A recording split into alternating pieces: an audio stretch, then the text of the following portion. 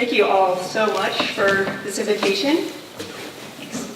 And as people who know me, I love talking trash, so this is the perfect place to do this. So thank you for providing this venue. And this is going to be kind of a long story short about how we got this pile of debris in Hawaii from this beach to this exhibit that's now touring the world. So where I come from, Hawaii, middle of the Pacific Ocean. I live on the island of Maui, and then the island of Kaho'olawe is right here. And Kaho'olawe is owned by the state of Hawaii, and it's managed by the Kaho'olawe Island Reserve Commission, whose mission is to reestablish the life and spirit of Kaho'olawe. And this sacred island has a really complicated history, but it's mostly known for its 50-year military presence and the unsafe conditions that were left behind. And just to give you a real quick map of the area, Kaho'olawe and the Kanopo Bay is where we're going to talk about, where the little sun is. And so just a real quick overview of the island, just so you know the whole island isn't covered with debris like that first picture. These are the only buildings that are on the island. And the western coastline looks like this. It's very beautiful, nice white beaches. Really elaborate coral reef ecosystem. And then steep cliffs on the backside. And so my job that time of my life was to monitor all the island's marine resources. And there were a lot of them, so we had a lot of work to do. And one of the best ways we had to do this was by aerial surveys with helicopters. And this really gave us a bird's eye view of everything, including the marine debris. And I am a turtle biologist, first and foremost, and so my big issue, this is a turtle right here swimming amongst the debris. This is a particular subject that was quite interesting to me. And while doing these surveys, we found just about 87 surveys, about 13% of the turtles were associated with this debris. So this was kind of alarming, I thought. So we are wondering, what are they doing with this debris? That's the million-dollar question. Are they actually eating it, or what's going on? And so, being particularly interested in this subject, I created a word with a combination of shark and plastics, Sharkastics, just to kind of try to raise awareness of this problem, because all of these pieces we're finding were having bite marks out of them. And not just from sharks, it can be from other animals too. So we collected thousands of these. And I can talk about this at another time, just wanted to bring that up. And it's been kind of mentioned, if they're actually eating this, that's a problem. If they're not, who knows? But it's a serious issue in the marine debris world, because if the animals are eating it and you consume the animals, then again, that plastic transfers to people. So it's a good way to connect this problem with the animals to the people. So now we know we have a major marine debris problem, and it's our responsibility to clean it up. So how are we going to do this? Again, this is a view of Kanopo Bay. This is where all the marine debris piles up. And the currents bring in this debris. So it's just literally piles of debris. So this is a very daunting task. How do you even fathom picking all of this up? Very overwhelming. So one of the questions we were wondering, where is all this debris coming from? And it's definitely coming from the nearby islands, for sure. Because as we said, the currents go right in here.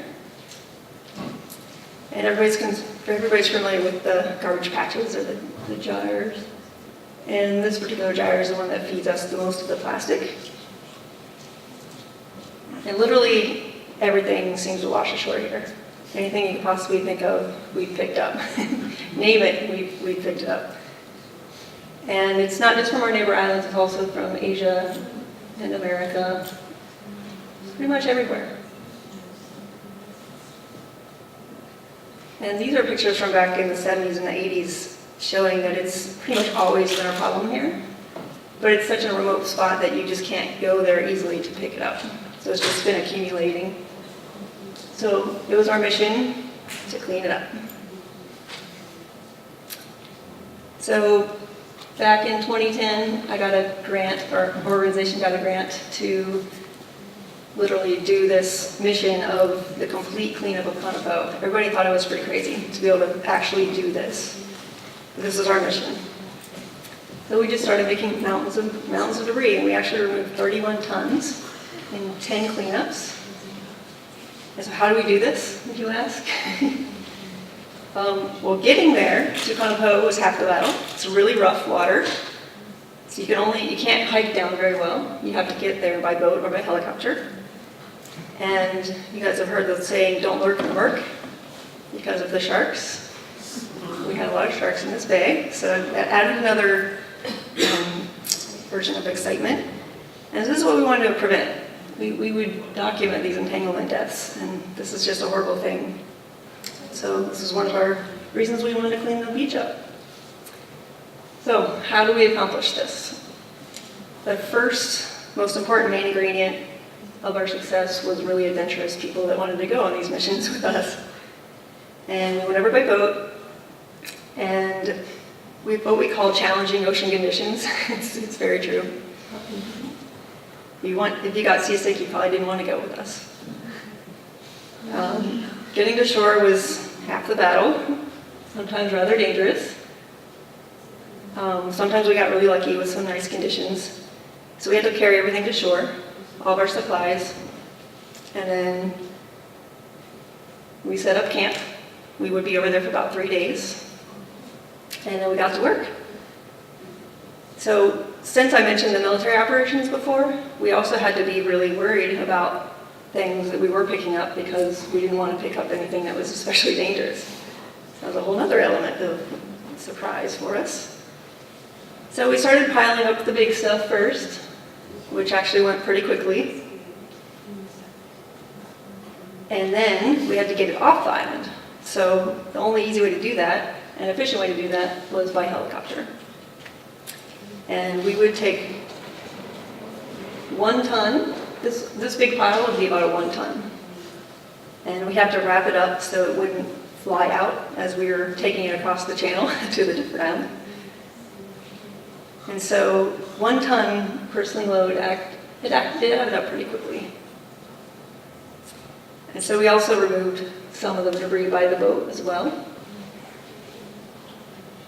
And the twisted snarls of nets created a really big challenge because they're really heavy and they're really hard to untangle. So we had to actually dig them out with a mini excavator that we flew in. It's up there at the top there. Just huge piles of nets. And so what were we going to do with all these nets?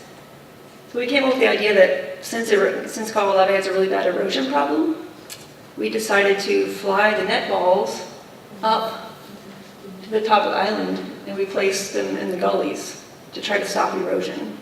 So that was one of our ways to reuse the nets. And we did a lot of sorting to reuse and recycle and research what we did find, because these were all really good educational items. And as far as counting went, it was kind of an impossible mission when you really wanted to know what we were coming up with. My volunteers didn't really like sitting there counting stuff too much. So we did that for about a half a day and just took an assortment and just to have an idea of what we picked up. And as you can imagine, what do you think we picked up? Plastic, of course. So about 75% of what we counted that 1/2 of a day was plastic. And so as we'll be talking about later today, the biggest challenge to us all is all the microplastics. Every wave brings more in, and so it's very overwhelming. And this, as you can imagine, made a serious impact on all of our participants, because just sitting there for half an hour realizing that you'll never, ever pick all this stuff up. But we tried. And so we kind of tried to really document our cleanups and then document again it all coming ashore again. So we were kind of fighting a losing battle, it seemed. And then the tragic Japanese tsunami hit, which is first and foremost a horrible event, human-wise, and then to realize all this debris was going to be coming our way. This is just a slide of the projected tsunami debris path. And on the right side, the media coverage really raised awareness of the marine debris problem. 10 years ago, nobody was doing anything about marine debris. These sort of events, although tragic, really did bring it into the mainstream. It also connected Japan with the rest of the Pacific, so had to look at the bright side. So yeah, it was a huge task. We never gave up, and the debris kept piling up, and we had a lot of fun too. Trash can be fun. So we ended up making amazing progress, which these before and after photos depict. Before and after.